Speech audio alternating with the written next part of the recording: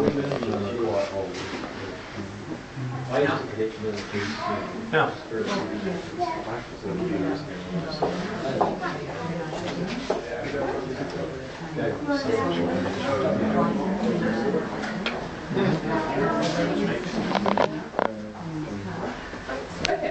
and then nationally they buy it. Just wait till we stay. We'll go to the next room and then take a quick sneaky photo. The power of the people. He might give you a kiss if you watch out. I know. Imagine if you came with light. We've got them. Now the raw materials we use here at Speights Brewery are malted barley, sugar, hops and water.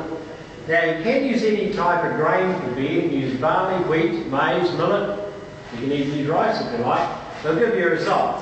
The reason we prefer barley, although we do use wheat on two of our summer beers, is for two reasons really. One, barley has the highest level of natural sucrose, a sweetener of any of the grains. It always has a much bigger range of malt flavours to choose from. We have 10 different flavouring malted barleys we use in our various beers. So that's the barley, then we have our sugar and our hops. That's the hop flour itself that we use, and the water. Now the barley we use is grown mainly around Canterbury, South Island, some from Manawatu. Cane sugar, very small amount from Australia now, mostly from Fiji. Our own New Zealand hops, that's the hop flour, are grown in the Nelson, Motueka area, top to South Island. And then of course we've got our own underground bore for our water, more of that down the next floor. Now we've been using that bore for well over 130 years, and not only for brewing, we give it away to tap out the front of the building, as I mentioned earlier. So put all those together, that gives you the product that we love. Now, as I said, you can use any type of grain. Now, for our lighter beers, our lagers and our ales, we use a very lightly kilned lager beer, like that, 4 tonne. For our darker beers, a more roasted kiln dried barley, once again 4 tonne. To those, we add up to 5 different flavouring malts according to the recipe. Now, basically, that all gets milled, drops in the water and forms what we call the mash. Now, for a double brewer Speights Gold Medal Ale, that's 50,000 litres of our spring water. Now, that mash is then transferred to the kettle, and that's where the real boiling takes place. 90 minutes, well over 110 degrees Celsius. America, it's 230 Fahrenheit. They still use Fahrenheit over there. In miles, in gallons, and they drive on the wrong side of the road. Okay. Now that's where we have the sugar. Now we do have a couple from Germany here. In Germany, beers you're not allowed to add sugar to, because what they have, what they call the Purity Act of 1560. Is that right? Yes. Pretty close, aren't we? Yeah. Okay. And that's still the law in Germany, and that was decreed by the then King of Germany and Bavaria. Only product produced or grown on German soil was to be used in German beers. It's still the law, isn't it? But the European Union do allow it as long as you have it on the label that it has that sugar added to it. Now the only beer that we produce that we don't actually add sugar to at the moment is our one beer, and that's our triple hop Pilsner. Made with a very old Czech recipe, no sugar. So it takes 5 days long to ferment the product itself. So basically that's the sugar, and at the same time we add the sugar, we add the hops. Now the hops are actually added to give the aroma, the flavour and the bitterness to beer. That's what they do. Up to 1920, the hop flowers were grown in Kent, in England. Anyone been to Kent? Been there? Did you see the hops growing? No. You didn't? You went to Maybe Kent. I did. I don't know what hops look like. That's why I like Newcastle. How much did you have to drink before you got there? She always drinks. Oh, well. What? Well, that's why you should appreciate the hops. Now, they grow the hops in very big arches, and in the 1920s, 30s and 40s, whole families used to go down there for the hop picking. The men would get up on 10-foot stilts, pick the hops, carry big baskets on their back, I might even show you one after, and pick the hops into those, lower the baskets, and then the women and children would sort them out, because you only use the female flower for hops. The male flower is used for the pollination of the plant. Sort them all out. And for every one of the big baskets, I'll show you afterwards, they used to get 2 shillings in threepence. And it meant that the joker was up on 10-foot stilts for about 6 hours a day, and for that they'd earn 10 shillings for the week. So pretty tough work, isn't it? Anyway, that's the hops. Now hops, as I said, give the aroma, the flavour and the bitterness. Now we use 9 varieties of hops in our various beers because they all give you a different flavour. The interesting thing about the hops is the plant themselves, but I'll get more to that later. Now up to 1980, the hop flowers themselves would be harvested or picked and sent to the brewery. Start the year, we'd use between 12 and 15 kilos of those flowers in the brew. But as the year went on, the flowers lose their strength, so you had to keep increasing the volume. After you go over 30 kilos, not economical. So in 1980, working with the local university in Dunedin, and carrying out a lot of in-house tests, we found by compressing the flowers with boiling water and extruding them into a pelletised form, they could actually be packed into liner sacks, sealed, they keep the same strength right throughout the whole year. So that's your pelletised form there.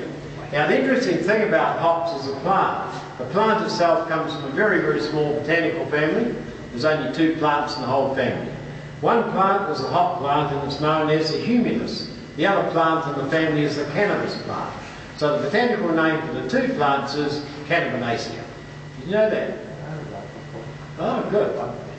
Now, in here we've got one brand of our hops. Now, we use up to 9 different types of hops. One hop, a New Zealand hop, Pacific Jade, we put into all of our beers. So I'm going to pass that around, give it a good stir, have a smell. I wouldn't recommend eating it at the moment. I did once. You see, this is 73 metres below where we're standing. The brewing curves slowly, we pump that water up to a holding tank on the 7th floor, and that is where we add chlorine to. We have to do that by law. Now that water is allowed a period to become effective, normally 2 to 3 days, and then it would come down through an activated carbon vent to remove all that residual chlorine. Now, up to about 7 months ago, basically that was the way it was done. 7 months ago, this unit here, behind you, that was built and manufactured in Sweden and sent out here. It does the job in half the time. 24 hours, it takes all the residual chlorine out, puts glycol into it, takes the glycol out, softens the water, even warms it up slightly. It then transfers the water into these 2 units here. Now those are 2 of the original brewing kettles installed in 1936. Basically, they hold 120,000 litres of our water for brewing. Now they're all copper, you can actually touch those to be specially coated, but elsewhere on the brew floor you never touch copper with your bare hands because the oil in your hand stains copper black. Now this water treatment room here, we've just had finished here with the steel rods, beams coming down, and then this wall here, it's out about this far from the original wall there, because steel rods have been brought down, brought across, shotcreted over and then painted. All the earthquake strength there. The bottom of this wall, that's a shotcrete. It hasn't been painted because all the Royal Dalton tiles that are around the rest of the wall are going to have to be put back on here to replace it as it was in the Heritage Act. So, and these original mosaics, they're Royal Dalton as well. They were installed there in 1940. They were a birthday present, 21st birthday present for Mr. Speight's daughter. Because as a wee girl, young girl, she used to play here and it was just all painted walls. And when Mr. Speights asked her what she wants for her 21st birthday, she said, I want to be able to do the room up. So he said, go ahead. So this is it. Royal Dalton tiles, Royal Dalton mosaics. Would have been cheap to buy her a birthday present, wouldn't it? Okay. Right, now this is the mill room. As I said, the 2 units down there installed in 1929. Now above each mill is a very big hopper, and each of those hoppers holds 4 tonne of grain. Now on the board you can see when the mill starts up, barley drops down through a screen, past these magnets that pick up any metal that might happen to be in the barley, through a feed roller into these milling rollers that crush the barley to separate the seed from the husk. That then drops through the bottom of the mill into what is called the grist case, and it holds on the brew floor.